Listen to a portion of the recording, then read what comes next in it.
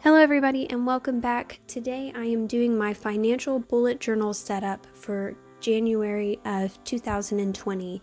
This bullet journal is going to be for financial stuff only because I got tired of having it in my other bullet journal as well. So because it's a new one, I wanted to go through and break in the spine of the book, and now I'm just setting up my table of contents. This is a Clever Fox A5 dotted notebook, and they are not particularly a bullet journal, they're just a notebook, but as you can use a bullet journal or you can bullet journal in any notebook, what I had to do here is just set up a table of contents, which you don't have to use and some people don't use, but I thought I would like it, and as I plan on using this throughout the year, I wanted to have any special financial stuff readily available, that I could quickly flip to or look in the table of contents and know where it's at.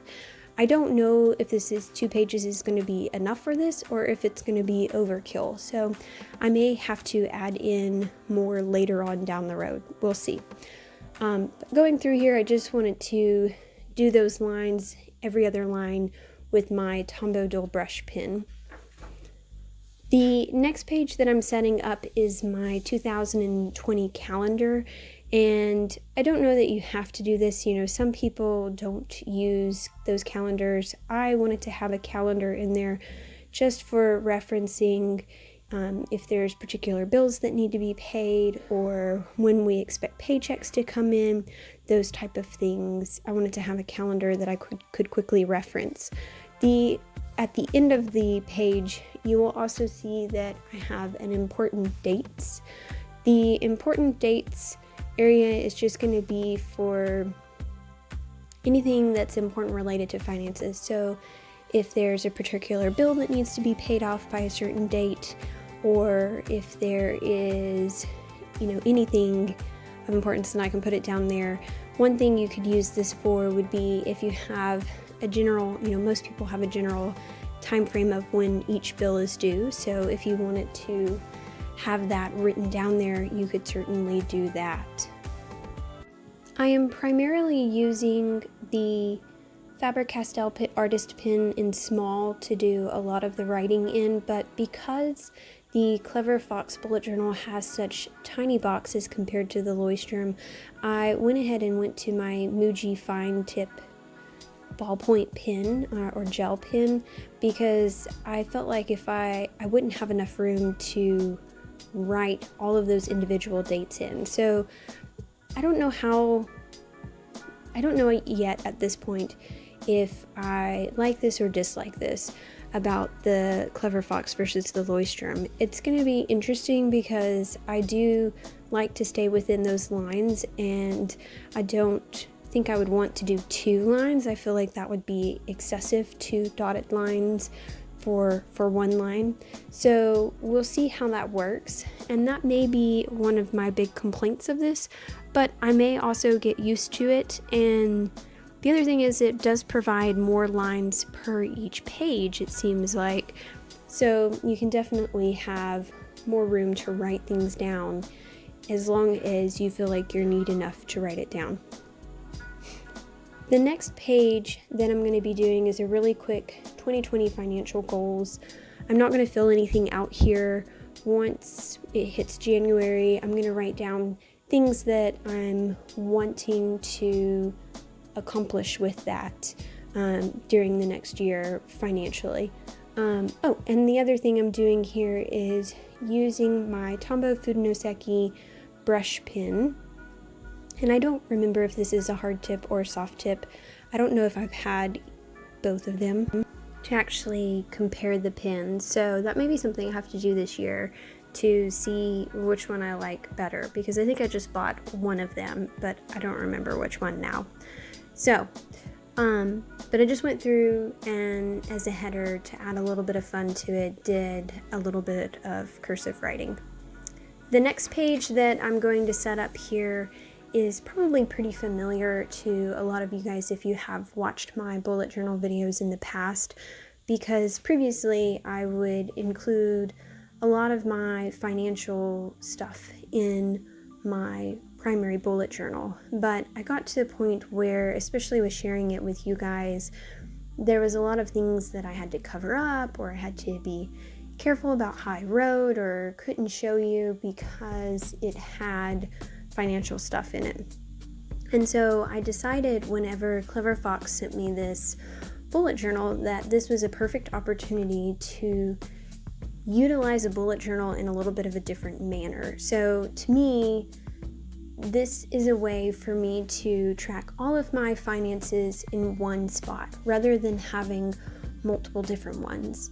And I'm hoping that it's going to work out well for me. I think there'll be some minor tweaks in here along the way, but this page is my annual spending page. So this is the page where I go through, tally up each month what I've spent on, whether that's mortgage, internet, electric, loans, whatever it may be, and tally that up across the entire year. And then what I'll do is at the end of the year, it kind of gives me a gauge of how I need to adjust my budget.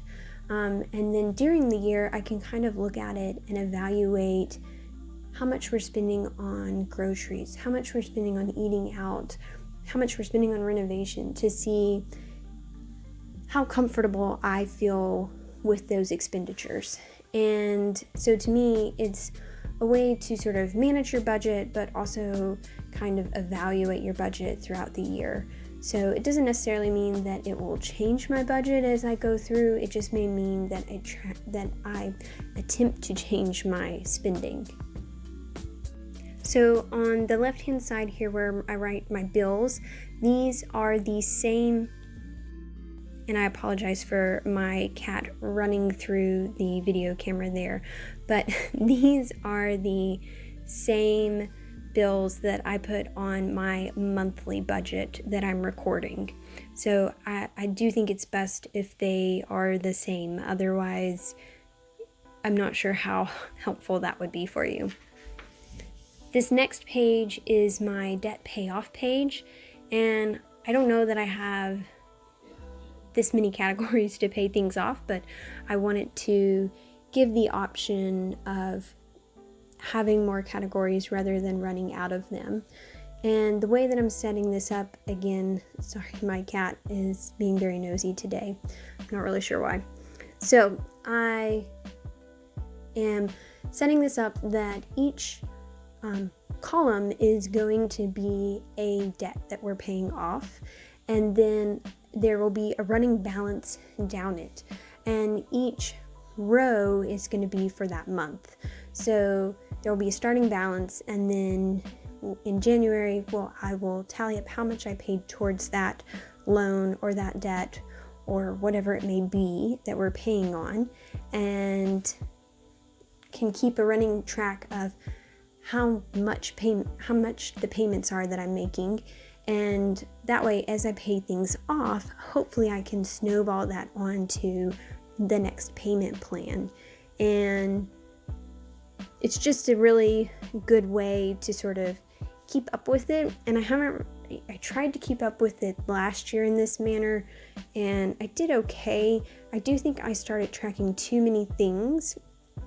And so I am going to focus on the actual debts that I'm really focusing on paying off, because there's certainly ones that you have, but they are sort of 3 or 4 down the line of I'm going to pay that off. So I'm really just focusing on paying off the starting initial ones that I'm really working on, and then as I start to roll that over, I can then add on those debts into the columns and keep up with it. Again, I just felt like using my Tombow dual brush pen to sort of help demarcate the balance versus the amount of payments that I'm making. And again, I'm using the Faber-Castell Pit Artist brush pen small, so I guess it's not a brush pen, fine tip pen. And the reason I'm doing that is I find that this pen is less likely to bleed or smear with the Tombow dual brush pens. So if you're highlighting something or going back over something, then you just have an easier way of making it so that it doesn't smear. The next page that I'm doing here is my savings tracker. Again, you guys are probably familiar with this savings tracker if you've watched any of my bullet journal videos. It's something that I started doing, I think a year or two ago. I think it was 2 years ago. And I really like it, and I find that it really helps to keep me on track with the goal that I want. And you can certainly set this up in any way that you want to, but I like to do it in sort of weekly deposits or weekly savings. So each week I have a certain amount that I want to save and can keep a total running of it. I, again, am doing all of this with my Faber-Castell Artist Pen because I actually, rather than doing a lot of the highlighting like I have done, I like to go back through and highlight each week to say that, to keep up with, yes, I deposited that amount, because I tend to have one significant goal that I'm working towards and break that up. So if that's, you want to save $500, then you just divide it by $52 and that's your deposit each week, and then you can highlight over the top of it.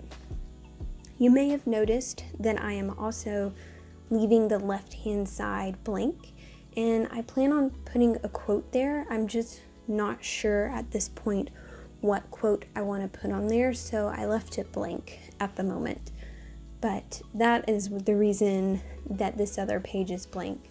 And of course, if I decide not to put a quote there, then I can always have more room for another savings tracker, or if I need more room for my debt payoff tracker, which I can't imagine that I would need more room, but if I need more room, then I can use that. I really like the way that this page ended up looking. It was probably one of my favorite pages that I've done in this bullet journal. And I know that a lot of this bullet journal is pretty minimalistic, I would say, because again, this is going to be for finances, so it's not necessarily for making things look really pretty or anything like that. It's more for me to keep things organized and focused so that I can pull out one notebook and have everything that I need regarding my bills and budget and making payments. So on the left hand side, I just set up my January budget, and I'll go ahead and fill that out later with the bills, the budgeted amount, and then as it goes through the month, what I will do is tally the actual amount spent so that at the end of the month I can see what we were over budget on, what we were under budget on.